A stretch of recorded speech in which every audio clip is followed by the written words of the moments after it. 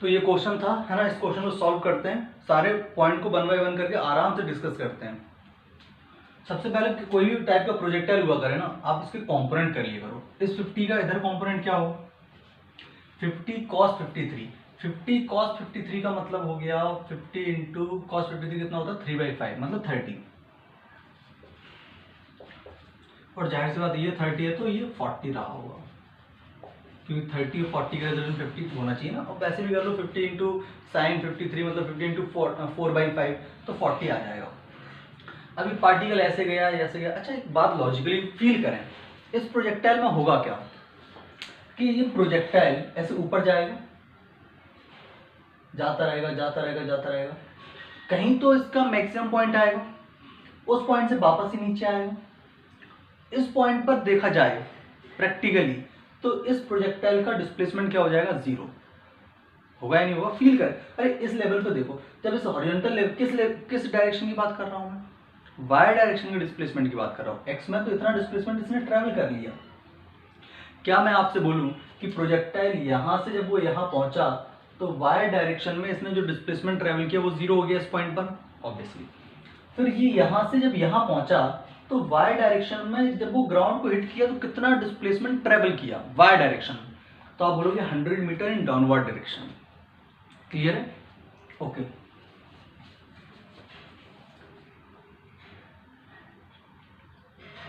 S in y minus का 100 metre, तो minus क्यों लगा दिया, डाउनवर्ड डायरेक्शन में और कुछ नहीं है।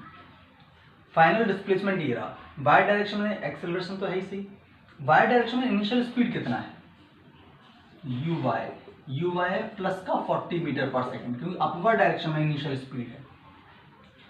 तो अब मुझे निकालना क्या है, इस डिस्प्लेसमेंट को जब ये पार्टिकल यहाँ हिट करेगा तो मैं ये बोल पाऊंगा इनडायरेक्टली कि इस पार्टिकल ने वाई डायरेक्शन में ये जो डिस्प्लेसमेंट ट्रेवल किया वो 100 मीटर है, ये बोल सकता हूँ। और वही इसका क्या होगा, टाइम ऑफ फ्लाइट, वही इसका क्या होगा, time taken by the projectile to hit the ground. तो तीनों एक ही बात है, आपको मेरी बात की फील आनी चाहिए। कौन कौन सी बात है, मैं आपसे ये पूछूं कि इसका टाइम ऑफ फ्लाइट बताओ, तो एक बच्चा कहता है सर मैं इसका टाइम ऑफ फ्लाइट बताऊं, या फिर मैं ये बोल सकता हूं क्या कि जो इस प्रोजेक्टाइल का टाइम ऑफ फ्लाइट होगा वही ये टाइम लेगा ग्राउंड को हिट करने में। तो बात तो एक ही है। थर्ड स्टूडेंट कहता कि सर ये दोनों जो बोल रहे हैं ना, मैं उसको ऐसे भी इंटरप्रेट कर सकता हूँ कि पार्टिकल ने 100 मीटर का डिस्प्लेसमेंट वाई डायरेक्शन में ट्रेवल करने में जो टाइम लिया वही इसका टाइम ऑफ फ्लाइट है। तीनों एक ही बात बोल रहे हैं, ओके। तो हम वाई डायरेक्शन में अप्लाई कर देते हैं, s is equal to u t plus half a t square. तो हम क्या लिखेंगे, minus 100 is equal to 40 into t minus half into 10 into t square. Simplify कर लो इसको, होप सो अच्छा आंसर आ जाए। जो टी का वैल्यू फ्रैक्शन हो जाएगा तो और मूड खराब। इसको इधर लेके आओ तो क्या हो जाएगा, t square by 2 minus 40 minus 10 is equal to 0। 2 से मल्टीप्लाई कर दो तो ये क्या हो जाएगा, t square minus 80 minus 20 is equal to 0। ये क्वाड्रेटिक इक्वेशन बन गई। अब इस क्वाड्रेटिक इक्वेशन को सॉल्व किया जा सकता है, तो सॉल्व कर लेते हैं, आ जाओ। तो क्या हो जाएगा, t is equal to +8 plus minus, I hope कि सभी को क्वाड्रेटिक इक्वेशन के सॉल्यूशंस आते हैं, और नहीं आते तो मुझे बता देना, मैं सेंड कर दूँ, मुझे व्हाट्सएप कर दे। ax square plus b x plus c, quadratic में जरा सी भी दिक्कत हो बता देना, इसके बिना काम नहीं चलेगा, बहुत जगह आई काइनेमेटिक्स में स्पेशली। तो सॉल्यूशन होता है इसका minus b plus minus under of b square minus 4ac upon 2a, ठीक है। तो यहाँ पर क्या रखेंगे, 8 plus minus b square plus 64 minus 4ac minus 4 into 1 into c हो गया माइनस 20, तो माइनस 20 हो गया प्लस का 80 बाई 2 इंटू 1, तो t इज इक्वल हो गया 8 plus minus 64 plus 80 that is 144 12। अच्छा आंसर आ गया 12 बाई 2। अब देखो जब माइनस साइन लोगे ना तो आपको क्लियरली दिख रहा है आंसर टाइम नेगेटिव में आ जाएगा। टाइम नेगेटिव में तो होता नहीं, तो इसका जो प्लस साइन कंसीडर करेंगे तो जो टाइम का वैल्यू आएगा प्लस लेने पर, है ना, हमने जो पॉजिटिव साइन कंसीडर किया उस टाइम पर सॉरी उसके हिसाब से टाइम क्या जाएगा 12 प्लस 8 20 मतलब 10 सेकेंड। तो हम बोल सकते हैं कि इस प्रोजेक्टाइल का जो टाइम ऑफ फ्लाइट होगा वो 10 सेकेंड होगा, ठीक है। अब सोचो अगर टाइम ऑफ फ्लाइट आ गया ना तो ये सबसे पहले तो इसको खत्म कर देते हैं। ये जो रेंज होगा ना इसका ये कितना होगा, हॉरिजॉन्टल में स्पीड 30 और इसका टाइम 10, 300 मीटर ये डिस्टेंस होगी, सिंपल। ठीक है, तो 2 पॉइंट हमने देखो कैलकुलेट कर लिए, टाइम ऑफ फ्लाइट भी आ गया हमारे पास 10 सेकंड, हॉरिजॉन्टल की डिस्प्लेसमेंट भी आ गई 300 मीटर। तो आप ये स्क्रीन टॉप करके नोट करो, फिर मैं इसे हटा देता हूँ। कैलकुलेशन तो मेरे हिसाब से सब सही है, आप चेक कर लेना, कैलकुलेशन में कई बार एरर हो जाता है।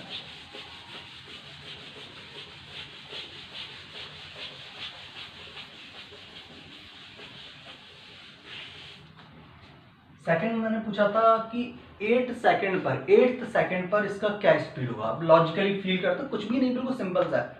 मेरे कॉन्सेप्ट एकदम क्लियर है कि एक्स डायरेक्शन में स्पीड कभी चेंज नहीं होता, वो स्पीड हमेशा उतना ही रहता जितना कि इनिशियली था, मतलब 30। तो 8 सेकंड जहां पर भी होगा, इधर की डायरेक्शन में स्पीड होगी 30 मीटर पर सेकेंड। 8 सेकंड के बाद वाई डायरेक्शन में स्पीड अगर मुझे कैलकुलेट करना है तो ध्यान समझे इस बात को। तो हमने अप्लाई किया वाई डायरेक्शन में v is equal to u plus a t. तो जाहिर सी बात है वाई डायरेक्शन सब कुछ अप्लाई करोगे। वाई डायरेक्शन में यू वाई कितना था 40, तो आपने यहाँ रखा प्लस का 40 माइनस का 10 इंटू 8। तो यहाँ से देखो वी वाई कितना आ रहा है, कि यहाँ से क्लियरली दिख रहा है कि वी वाई का वैल्यू हो जाएगा -40 मीटर पर सेकेंड। तो यार थोड़ा सा इसको मैं यहाँ ना लिख के यहाँ पे लिख देता हूँ, कहाँ लिखूँ, यहाँ लिख देता हूँ। ठीक है, तो क्या लिखेंगे आप, v y is equal to 40 minus 10 into 8। तो वी वाई का वैल्यू आ गया -40 मीटर पर सेकेंड। माइनस साइन क्या दिखा रहा है, डाउनवर्ड डायरेक्शन, वो तो अपने को पता है। तो ये वैल्यू आ गई 40 मीटर पर सेकेंड। क्लियर है। अब देखो ये 30 और ये 40, तो नेट स्पीड कैसे निकालते हो, अगर एक्स में और वाई में दो स्पीड है, अंडर रूट करके। तो अंडर रूट करके देखोगे तो स्पीड कितनी हो जाएगी, 30 का स्क्वायर 900, 40 का स्क्वायर 600, 1600 प्लस 900 2500, जिसका वैल्यू कितना हो जाएगा 50। क्लियर, ये आ गया आपके पास। ये एंगल आप बता सकते हो, इसे अगर आपने अल्फा ले लिया तो आप क्या अप्लाई कर दोगे, tan alpha is equal to 40 divide by 30, tan theta दो, इसको ले जाके यहाँ रख दो। तो tan theta is equal to perpendicular upon base, मतलब 40/30 मतलब 4/3। तो tan alpha is equal to आ गया आपके पास 4/3। तो आप 4/3 को क्या लिख सकते हो, 53 डिग्री। तो अल्फा का वैल्यू क्या आ गया 53 डिग्री। अब ऐसा कोई कॉन्सेप्ट मत बोला ना कि यहाँ 50 था तो सर यहाँ भी 50 आ गया, यहाँ 53 था तो यहाँ भी अल्फा का वैल्यू 53 आ गया, ऐसा नहीं। आप 6 सेकंड में पूछ लेता तो ये आंसर होता क्या, जाहिर सी बात नहीं होता। 6 सेकंड पे 30 तो 30 रहता, बट ये कितना हो जाता, आप यहाँ 60 अगर 20 आता ना, तो फिर नेट स्पीड क्या होता, √30 का स्क्वायर प्लस 20 का स्क्वायर। tan अल्फा क्या होता है, tan alpha is equal to हो जाता 20/3 मतलब 2/3। तो अल्फा इज इक्वल टू क्या होता है, tan इनवर्स 2/3। तो वो तो टाइम पे डिपेंड करेगा कि ये एंगल और ये स्पीड क्या होने वाली है। ठीक है, तो हमें 2 पॉइंट्स निकालने थे, ये दोनों पॉइंट हमने कि 8 सेकंड पे क्या स्पीड होगी और 8 सेकंड पे क्या एंगल बना रहा होगा हॉरिजॉन्टल से, वो हमने कैलकुलेट कर ली। ये नोट करो। फिर मैं आपको एक लास्ट पॉइंट जो इसका था और एक आध चीज़ें और एक्स्ट्रा इसमें डिस्कस कर लेते हैं। इस पॉइंट पर कितनी स्पीड से हिट करेगा और कितने एंगल से, वो भी डिस्कस करते हैं। पहले ये नोट करो आप।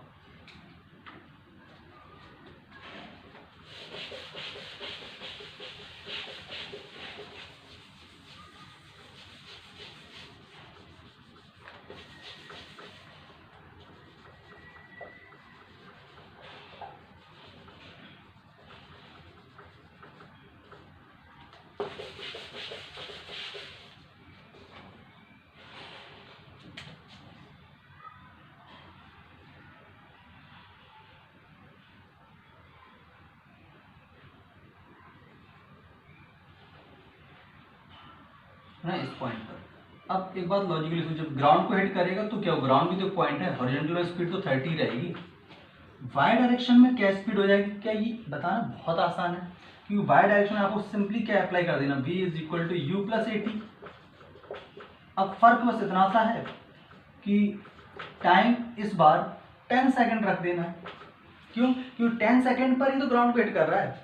तो यार इसमें कौन सा रॉकेट साइंस है, ये कितना हो गया, -60 हो गया मेरे हिसाब से।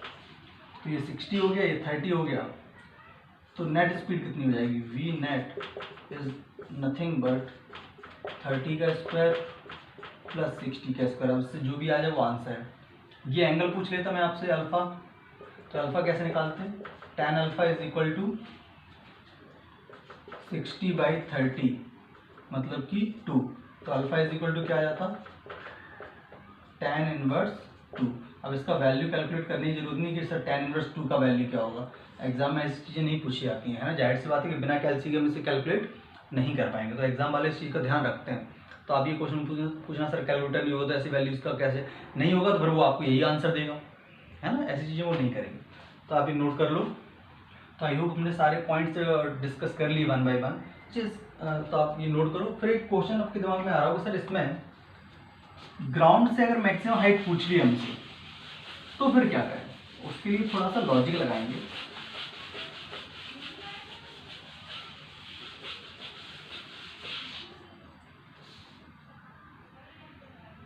हमने ये लॉजिक लगाया कि इसकी ग्राउंड से जो मैक्सिमम हाइट होगी ना तब होगी, तो ये हाइट तो हर पॉइंट पर 100 है।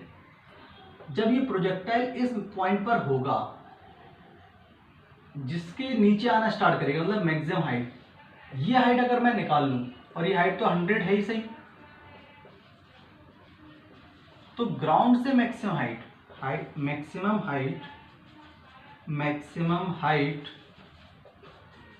फ्रॉम ग्राउंड, ये समझ में आया कि कब होगा। तो हमने कहा एक काम करते हैं, इस पॉइंट पर y डायरेक्शन की स्पीड क्या हो जाएगी, vy क्या हो जाएगी 0। तो आप y डायरेक्शन में u प्लस 80 अप्लाई कर दो। तो आप जब y डायरेक्शन में ये अप्लाई करोगे तो ये 0 40 माइनस 10 इंटू टी, तो आपको टाइम मिल गया 4 सेकेंड मिल गया। अब 4 सेकेंड में ध्यान से 4 सेकेंड, ये टाइम क्लियर है, ये वो टाइम है जब प्रोजेक्टाइल इस पॉइंट पर पहुंचेगा।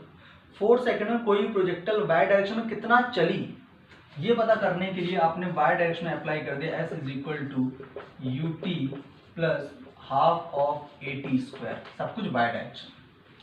यू कितना 40 इंटू टाइम कितना 4 minus half into 10 into 16। Is that clear, okay. तो s y is equal to क्या आ गया, s y is equal to आ गया, ये हो गया 160 माइनस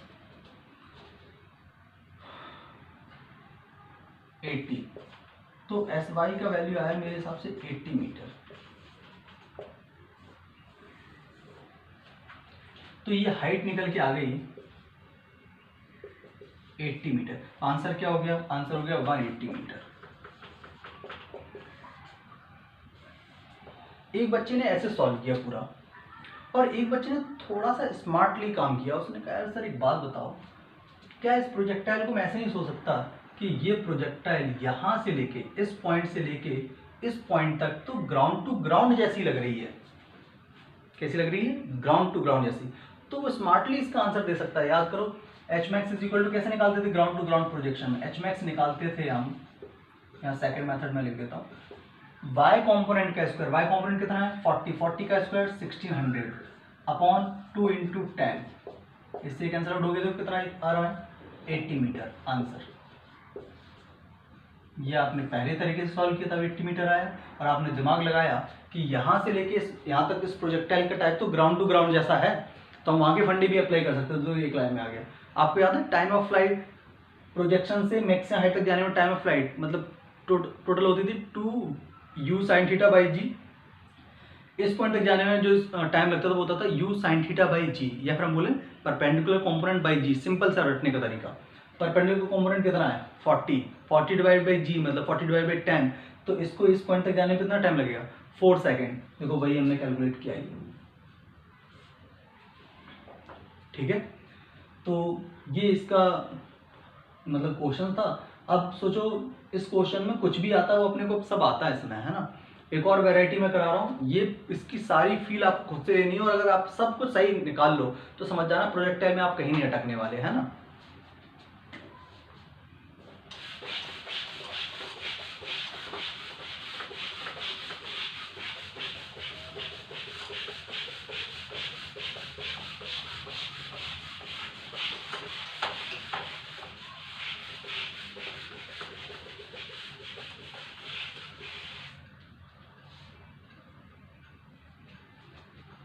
इस बार क्या करते हैं, पार्टिकल को हमने ग्राउंड से ग्राउंड पे फेंक के देख लिया, पार्टिकल को हाइट से हॉरिजॉन्टल फेंक लिया, हाइट से वर्टिकली, वर्टिकली मतलब हॉरिजॉन्टल से किसी एंगल बनाते हुए। जब बच्चे को सीधा सीधा तो काइनेमेटिक स्ट्रेट लाइन में पहले ही सीख लिया हमने।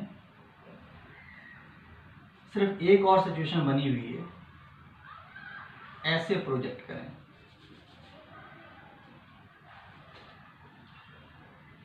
अब ऐसा मत सोचना सर इसको इधर प्रोजेक्ट कर दें तो भी तो पॉसिबिलिटी बनेगा। भाई इधर आएगा जो पैराबोलिक पाथ वो इधर आएगा ना, सिचुएशन थोड़ी ना चेंज होगी। तो अब पार्टिकल क्या करेगा, जाहिर सी बात है पैराबोलिक पाथ लेते हुए ऐसे मूव करते हुए कहीं यहाँ हिट करेगा। तो ये इसका क्या हो जाएगा, रेंज हो जाएगा। वापस से वही क्वेश्चन बनेंगे कि बताओ ग्राउंड को कितनी स्पीड से कितने एंगल पे हिट किया। ये कुछ डेटा ले लेते हैं, 50 मीटर पर सेकेंड, ये एंगल हम ले लेते हैं 37 डिग्री, ये हाइट ले लेते हैं, कुछ भी हाइट ले लेते हैं 100 मीटर ही ले लें, चलो 100 मीटर ही ले लेते हैं जो पहले ली थी 100 मीटर। वापस से जो 4 पॉइंट मैंने उस क्वेश्चन में पूछे थे ना, इस क्वेश्चन में पूछ लेता हूँ, बट इसमें टाइम अब पता नहीं 10 सेकंड तो जाहिर सी बात नहीं आएगी। तो आपको स्पीड जो बतानी है ना पार्टिकल की, 50 का उधर कॉम्पोनेंट क्या हो जाएगा, 50 cos 37 मतलब 15 × 40 40 हो जाएगा। नहीं यार 40 में मज़ा नहीं आएगा, 53 करो इसको।